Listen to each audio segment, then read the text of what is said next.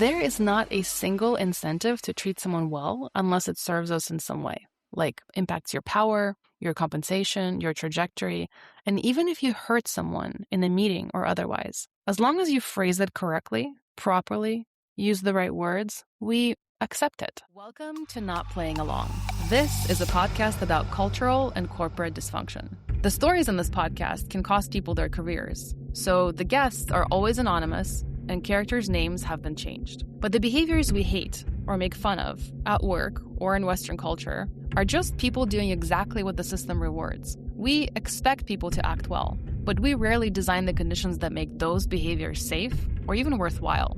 This podcast is about seeing those forces, and it's about redesigning them, because we are refusing to pretend all this is normal, and we are not playing along.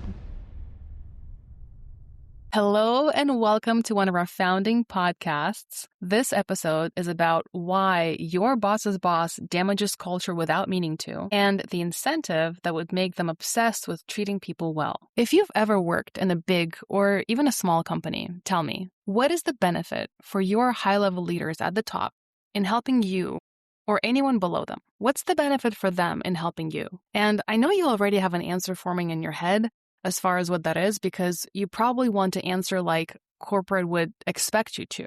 Like, well, of course the benefit is good culture, employee retention, and all the other corporate lingo that we've said over the years. After 20 years in roles from management consulting to senior level leadership at Fortune 500, I know those words too.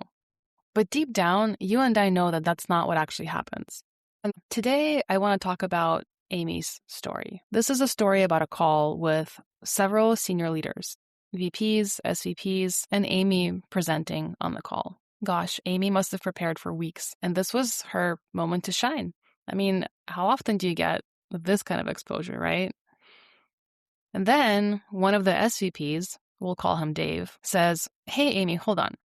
No, that's wrong, and I did the math in my head. He was the one who was wrong. He just didn't see some of the background information." The whole call continued to be about his supposedly superhuman numerical abilities and foresight. And the damage to that manager was obvious. It doesn't matter if she was right or he was. She looked bad. Here's the thing. Most of us would just label Dave bad because he made her look bad. We expect people to behave rationally inside irrational systems.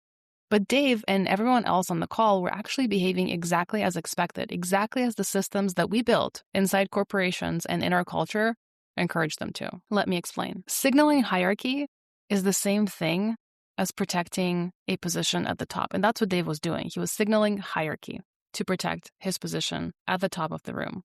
Now, for what kind of human would that be necessary?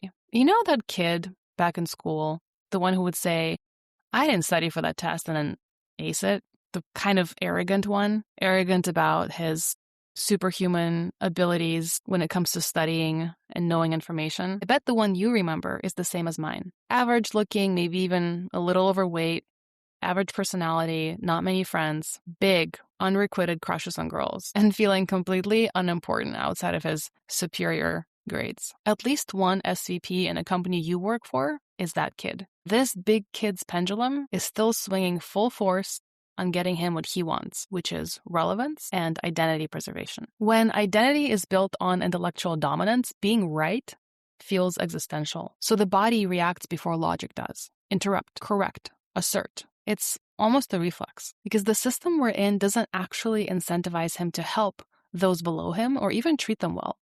So there's nothing to balance the force of his internal pendulum, never mind swing it in the other direction. Dave has no incentive to be careful with his words or tone or care how they affected Amy's perception in front of people she needed to impress.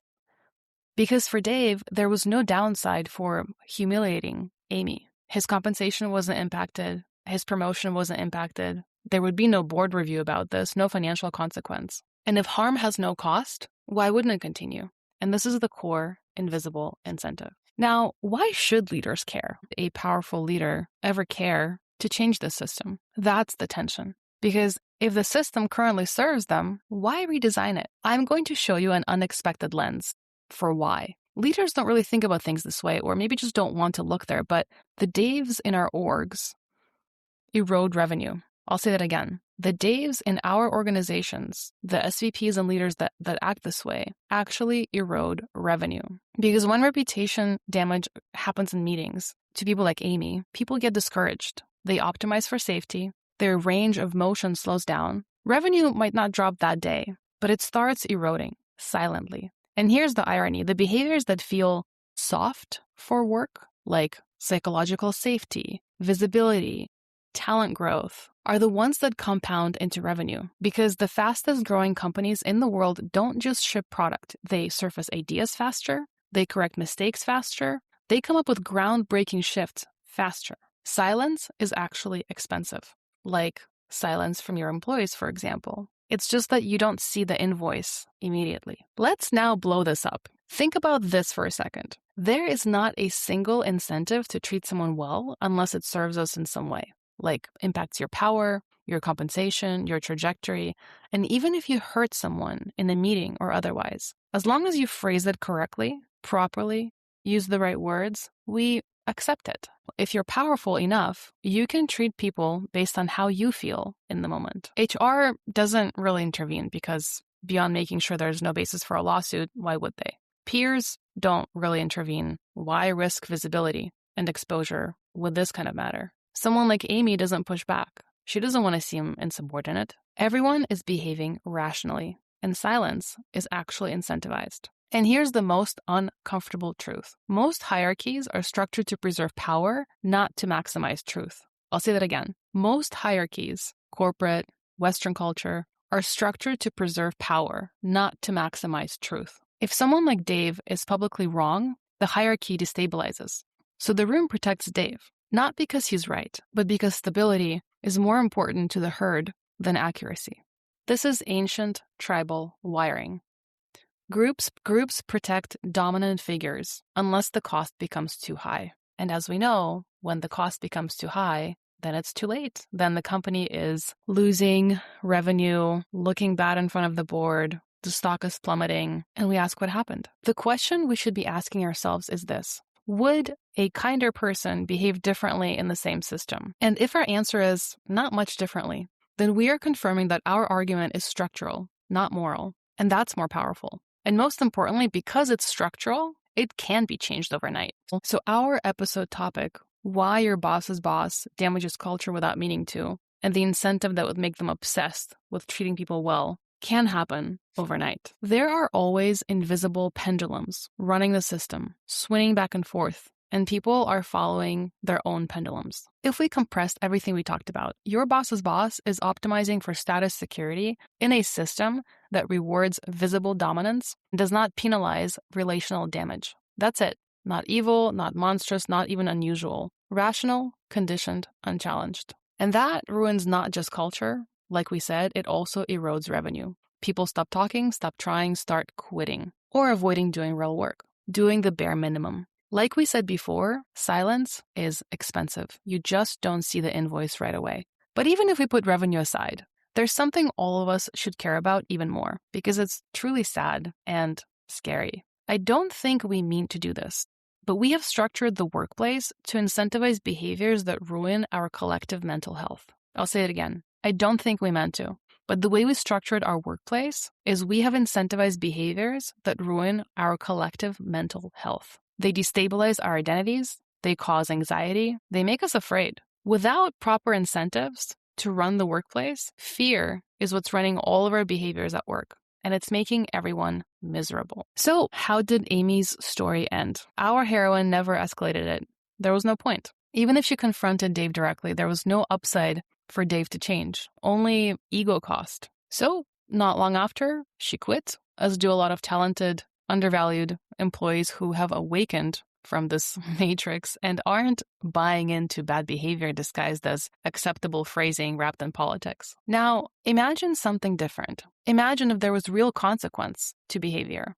What if, as a leader, your career only advanced if others below you advanced? What would happen if leaders were measured on how many people they elevate? What if that was an actual metric? How many people improved under your leadership? Would people work even harder? Would ideas move up faster? Would execution speed increase? You can't ask leaders to build culture if nothing in their reward system depends on it. You cannot ask leaders to build culture if nothing in their reward system depends on it. Culture doesn't break because someone had a bad day, and neither does revenue. It breaks because the system had no rewards for good behavior. And if you want better leaders, stop asking them to be nicer. Start compensating them for how many people they make better. Because psychological safety is not a nice to have, it's revenue protection. So if you're a leader frustrated that your company isn't growing, look at what's being rewarded. That's what you've built. Send us your story or come on the podcast anonymously. Ask for help with your situation. Sponsor the podcast. You can do all those things on notplayingalong.com. And if this episode landed for you, if it named something you've been feeling, please share it.